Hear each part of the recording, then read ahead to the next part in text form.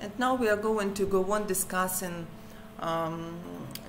complaints, basic syndromes now which may be present as complaints in the child. So, and here are edemas. When can edemas be formed? They may be formed in case of acute and chronic diffuse glomerulonephritis, in case of nephrotic syndrome, amyloidosis, acute disorder of urine secretion, which we call anuria. And other complaints include headaches, vertigo, cardialgias. The word cardialgia means pain in the heart region. So they take place in renal diseases which are accompanied with significant increase of arterial pressure. It's typical for acute and chronic glomerulonephritis or nephrosclerosis. Significant and constant increase of arterial pressure may be also a reason of vision disorders which are caused by developing neuroretinitis. Such complaints as weakness, memory disorders, bad sleep, skin itching, offensive breath, dryness in the mouth, nausea, vomiting, and diarrhea may be caused by accumulation of protein breakdown products in the organism due to a renal insufficiency that is called uremia, which usually occur in terminal stage of all chronic diseases of kidneys and sometimes in acute diseases accompanying with urination delayed during several days. The next step in our work with the patient, that's how I've already mentioned, is anamnesis morbi, or anamnesis history of the disease. And as I have briefly mentioned before, we are interested in the following items. First of all, that's connection with preceding infections, such as, for example, scarlet fever, angina, otitis, acute respiratory viral disease.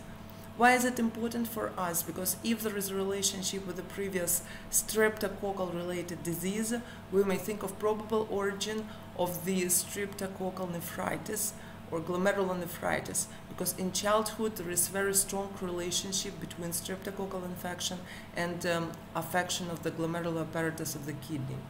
Vaccinations before the disease manifestation, renal pathology and pathology of urinary tracts in the anamnesis, dysuria, edemas, arterial hypertension, hematuria, colic-like pains in the anamnesis, all they may help us to understand what the child is sick with and to suspect chronization of the disease. The use of such drugs as aminoglycosides, tetracyclines, phosphorus-containing drugs, barbiturates, phenacetin, camphor. Why? Because they are considered to be nephrotoxic with a very great potential of affection of the kidney structure. And that is why, due to nephrotoxicity, toxic nephritis may be provoked by the consumption of these groups of drugs. Provoking factors of exacerbations. They will help us to understand how to prevent the following exacerbation of the disease. Exacerbations frequency and clinical manifestations. Treatment which has been carried out previously and effectiveness of this treatment. Reasons which made patient to visit a doctor. We mean during these certain exacerbation, if the child is sick with some chronic affection of the kidney, what was this present exacerbation provoked by, and why exactly the child had decided to visit a doctor. And anamnesis vita. Here we are not describing the whole anamnesis vita, which contains basic steps for all diseases in general, but here we are oriented just exclusively on those things related to kidney affection and to the work with urinary system. So frequent influenza and pooling, general and local ones. Diseases of genitals, congenital pathology of urinary tracts, such as hydronephrosis, vesico-urethral reflux, structural anomalies. Why is it important to find them out? Because they will help us to understand constantly recidivating, exacerbating infections of the usually upper urinary tracts.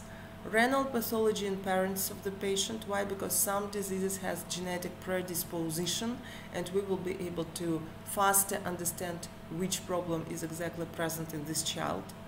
Chronic purulent diseases such as osteomyelitis, bronchoectatic disease.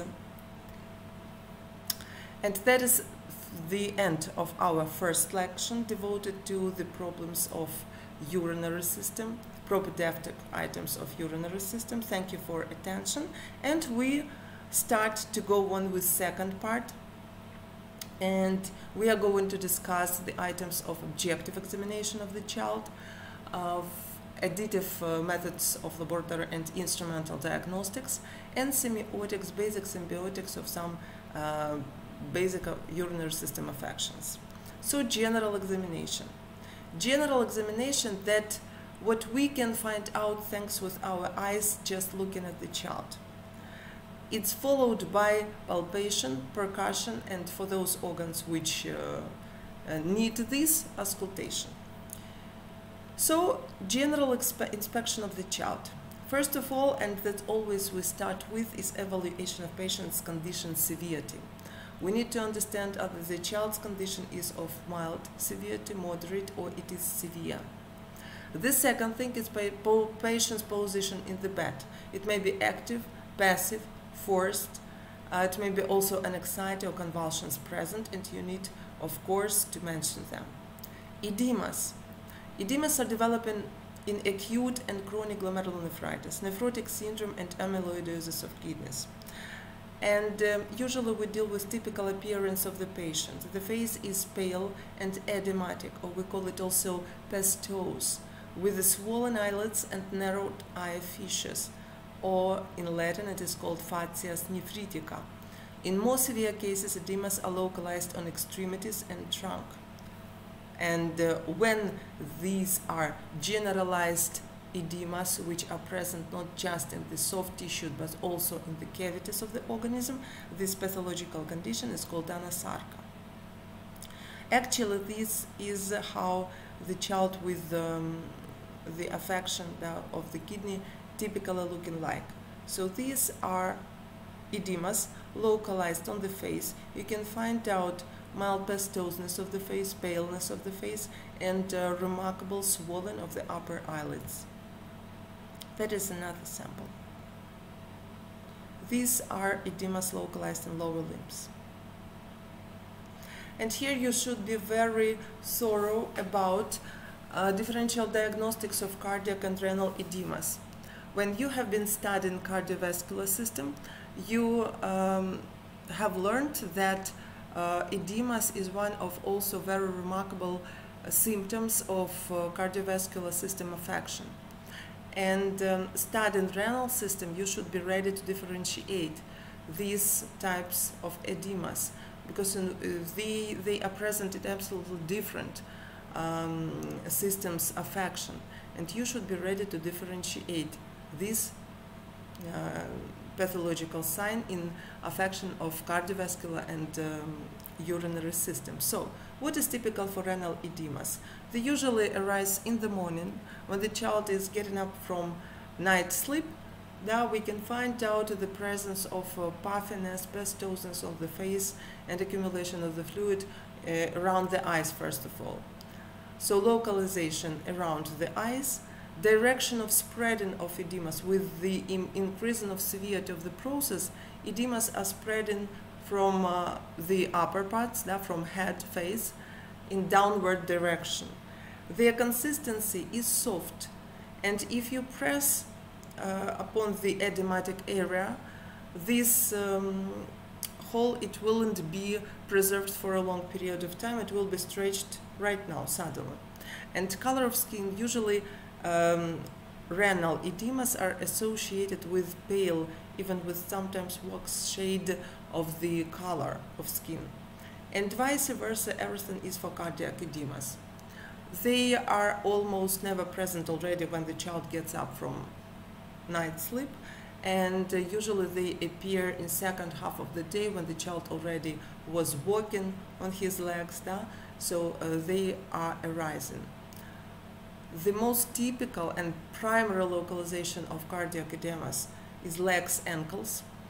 The direction of spreading of the cardiac edemas is ascending direction. They are solid, and if you leave the hold, if you press upon the edema on the ankle by pressing the skin, the soft tissues to the bone, that is the correct methodic of how we are checking up these edemas, you will find out that it's present, it's left for several minutes at least, sometimes even more time is needed for them to be stretched again. And the accompanying color of skin on the background of which the edemas are arising is cyanotic color. So what are another things what we are looking at and what we try to find out? Color of skin. Actually, it had been already mentioned that in majority of cases of renal diseases we deal with pale skin. Traces of scratches. When can it be? When the rest products of protein breakdown are not discharged with urine but stay circulating in the bloodstream, and that is called, I've already told you, uremia. They are accumulated in different parts of the body, and when they are accumulated in skin, they irritate receptors, causing itching. And these children start itching significantly, and it leads in formation of scratches, of course. Dry covered tongue, offensive breathing of ammonia from mouth and skin of the patient. Again, it is typical for uremia, which is present in case of chronic renal failure. Swelling of the lumbar area in paranephritis. Bulging of suprapubical region in full urinary bladder in thin persons in cystitis due to urination delay. Yeah, it may be, but really it's very important to remember that hypertrophic or skinny, very skinny patients may give this sign. The next step in our objective examination is palpation. In palpation of the kidneys, the following characteristics of this organ should be evaluated. Sizes, form, character of surface, either it is smooth or rough, presence of pain, consistency and shifting. As I have already mentioned, it's very difficult to palpate kidney in children, especially in children elder than already 3, 4, 5 years, only if they are very skinny, and sometimes even we need this kidney pathology which is present in the child to be associated with nephroptosis. That it's more lower position only in this case, or when they are enlarged in sizes, for example, significantly, they may be palpable. In all other cases, palpation to palpate healthy, absolutely healthy kidney is very difficult. There are 3 stages of nephroptosis. The first stage, lower pole of the kidney is palpated. For second stage, whole kidney is palpated, and third stage is characterized by that kidney is freely moving in different directions and may even reach the opposite side. By palpation, the position of urinary bladder may be evaluated as well. In its overfilling, it is found out over the pubis like an elastic fluctuating formation, which upper margin in significant overfilling may reach the umbilicus. Estimation of painfulness in pressing on a lumbar area in kidneys projection, so-called vertebrocostal point at the angle between the 12th rib and long muscles of the back, may be of certain diagnostic value in kidney diseases. Painful palpation of urether's projection points help to reveal a proper pathology. The points of urether's projection on the abdominal wall are, we have upper and lower ones. So upper one, that is a margin of musculus abdominis rectum on the level of umbilicus. And lower one is localized on the intersection of bispinal line with vertical line made over pubic tubercle. The next step of our objective inspection is percussion. Hammering method is the main method of percussion of kidneys. A doctor lies his left hand on the lumbar area of the patient at the place of kidneys projection and makes short and not too strong hammering beats on it with his right hand. If the patient feels pain, the symptom, which is called Pasternatsky symptom, is considered to be positive. It has a place in urolithiasis, paranephritis, pyelonephritis. However, it may be also positive in myositis and radiculitis, which decreases its diagnostic value. And the next step, when we have finished with gathering complaints, analyzing anamnesis morbi, anamnesis vitae, and collecting the objective data of our examination, we already suspect with the more high or lesser probability some certain diagnosis.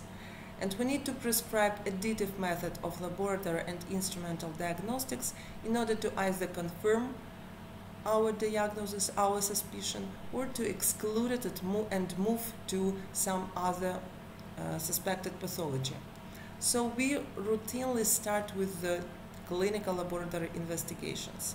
And of course, if we're talking about inspection of the urinary system, one of the most important analysis is clinical urine analysis, out of which we can receive very extremely important information about the well-being of the system. So which parameters are analyzed in clinical urine test? First of all, color. Normal color of urine should be of straw yellow. Density. Density represents the quantity of soluted substances in the urine. And the index of density should be proper in different age of the child. In your textbooks you will find out this information, and you will have to know the indexes of density in each age group. Why? Because if you don't know, if you don't remember them, you may take, for example, absolute normal and physiological gravity density of urine in infants as hypostenuria, because it will be significantly lesser than, for example, in elder children. Turbidity. Normally, of course, the urine should be transparent, and the presence of turbidity may testify to some salts or bacteria or proteins present in it, and that's why it will be considered to be already a pathological sign. Proteins. Please take a look that normal amount of proteins in clinical urine test makes 0.033 grams per liter. The thing is that if you forget about 10 after comma and takes a normal protein as 0.33 grams per liter, it's already proteinuria. That's already increasing of protein discharge with urine, and it's significantly and remarkable pathological criteria. So that's why don't forget the correct normal amount of proteins in clinical urine test. Leukocytes. Please take a look. Note that normal amount of leukocytes for girls is more than normal amount of leukocytes in boys, and it's related to very close localization, opening of the girl's urethra on the pudendum near natural sources of leukocytes such as rectum and such as vagina. And when the sample of urine is collected, due to that urine before reaching the container is washing all near-lying territories like rectum and vagina, it may influence the presence of some leukocytes in absolutely normal and healthy urinary pathways, urinary system in girl. So that's why for girls, normal amount of leukocytes in field of vision is considered as 10 to 12, and in boys it makes 3 to 4. That is because reaching the container, the urine is directly passing from urinary pathways to it. Erythrocytes. Normally, it may be 1 to 2 erythrocytes in field of vision, but we mean only exclusively fresh erythrocytes. If we have 1 to 2 erythrocytes in field of vision, but these erythrocytes are changed or alkalined, that is already testifies to pathological thing, that's pathological finding, and we should obligatory find out the reason of this. Epithelium cells. Usually when we are talking about normal situation, the presence of 1, 3 to 5 epithelial cells in field of vision, usually we mean squamous epithelial cells, which normally cover urethra and may be normally present in not great quantity in clinical urinary analysis. If there is the presence of polymorphic or cylindrical epithelial cells, or even more renal epithelial cells, so it's already considered to be pathological finding, and you should prescribe more for profound investigation. Bacteria. Bacteria should be always absent, of course. So the presence of bacteria in clinical urine analysis is called bacteriuria, and that is a sign of microbic and inflammatory process in the urinary system. Cylinders, or another name of these cells is casts. In normal situation, there may be hyaline cylinders present in the quantity 1 to 2, 4 to 3 fields of vision. Please take a look Note that we mean 1 to 2 casts not in each field of vision, but 1 to 2 casts in several fields of vision. That's important because if you detect 1 to 2 casts in each field of vision, that's already considered to be cylindyruria, and you need to understand what pathological condition provokes this sign presence. Salts. They should be either absent or present in small quantity. If you find out the presence of salts in one single urinary analysis, you need to repeat it twice and to prove that these salts will be constantly present. Then it will be considered to be pathological sign. Another urine analysis include Nechiporenko test, 3 glasses test, Zimnitsky test, and estimation of Malbin cells, estimation of bacteriuria with sensitivity to antibiotics. Nechiporenko urine analysis helps us to detect the quantity of leukocytes, erythrocytes, and cylinders in 1 milliliter of urine. For example, for previous test, clinical urine analysis, we have detected the quantity of different cells in field of vision because it was microscopy, microscopic type of evaluation. But for Nechiporenko test, we are analyzing the quantity of these cells, not in field of vision, but in 1 milliliter of urine. And normal value for leukocytes makes 4,000 per 1 milliliter of urine. For erythrocytes, it's 1,000 of erythrocytes in 1 milliliter of urine. For casts, they should be less or equal to 120 casts in 1 milliliter of urine. 3 glasses test is a very interesting test, very simple one, and in everyday practice it's used for detection of the source of blood. How exactly it's done? Urine from one urination, not from different urinations. One urination. Urine is collected in 3 transparent containers. And after that, we are finding out in which of them there is the presence of changing of color into red one. It means in which of them there is blood present. And interpretation of this test is as follows. If the blood is present in first container, so it is from the lowest parts of the urinary pathways, from urethra, and it's more probable that there is urethritis. If the blood is present in the last third container, we are thinking of probable cystitis. And finally, if the blood is present in all portions, we are talking about affection of the kidney. The same principle may be used for identification of the source of leukocytes, to find out which stage is affected. But in this case, we can't make it at oculus, of course, and we need to carry out microscopy. But the principle is absolutely the same. Zimnitsky test. Zimnitsky test, that is a methodic during which we are collecting urine each 3 hours during 24 hours.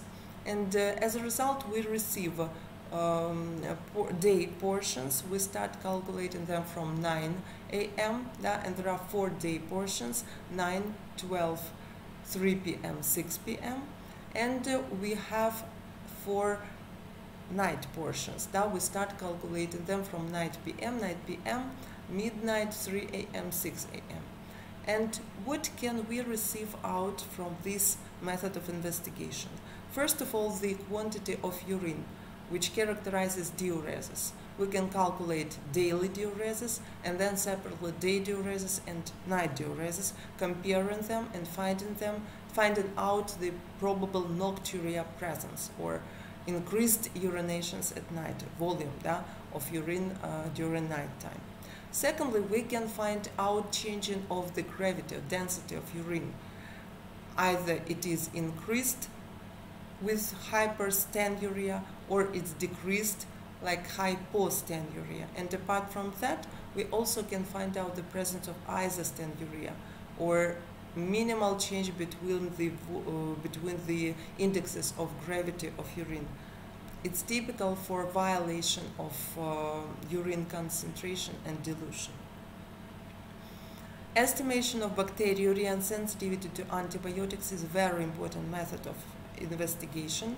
It should be done before prescription of antimicrobic drugs, and it helps us to find out what is an exact causative agent of microbic and inflammatory process in the urinary system and which antimicrobic drugs will be effective against it. Functional renal test is another method of investigation, electrolytes and protein fractions in blood, and the gene creatinine filtration clearance. And instrumental investigations. They include excretory urography, cytoscopy, ultrasound, voiding cystourethropy, multispiral computer voiding cystourethropy, cystoscintigraphy, angiography of renal vessels, urofluometry, and cystometry. You will thoroughly describe all these methods during your practical classes. And now main clinical syndromes. Renal edemas again. In renal edemas, there are not only skin and subcutaneous fat tissue getting swelled, but the inner organs are as well. Usually there is an edema of liver, however, it is quite proportional to the edematic enlargement of all other organs in comparison with cardiac edemas. Some quantity of fluid may be also accumulated in cavities, abdominal, pleural, and pericardial ones.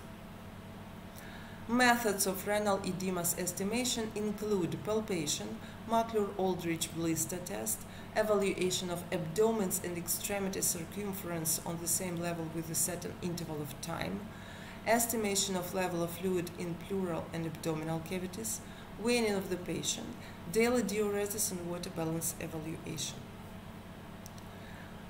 Here are reasons of renal edemas formation. The first one, diffuse increasing of capillary wall permeability. Here we have some contributing factors, autoimmune factors, increasing of hyaluronidase activity of a blood serum, decreasing of calcium in blood serum, and acidosis.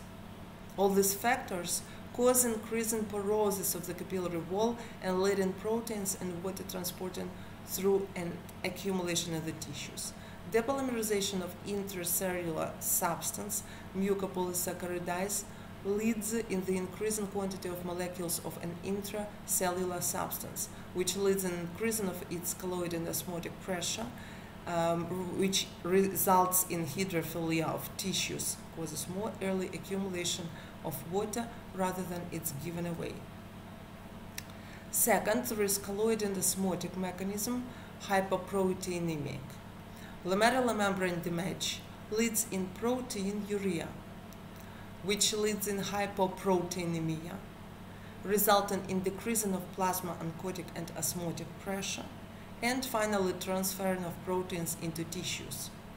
Hyperproteinemic edemas develop in protein quantity in blood decreasing to 35 to 40 grams per liter, and albumins decrease to 10 to 15 grams per liter. Low dispersive proteins, albumins, are mainly lost with urine in nephritis. Their colloid and osmotic pressure is 3 times higher than in globulins, which leads in significant decrease of plasma oncotic pressure. Third, hypernatremic or hypernatrihistic edemas.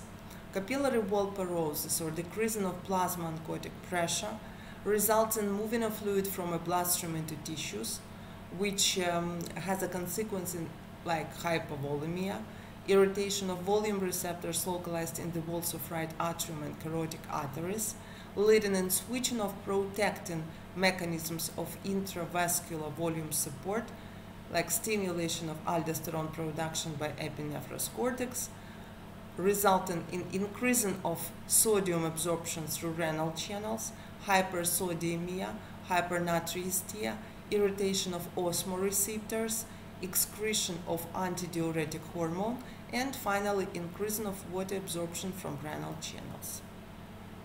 Nephrotic syndrome.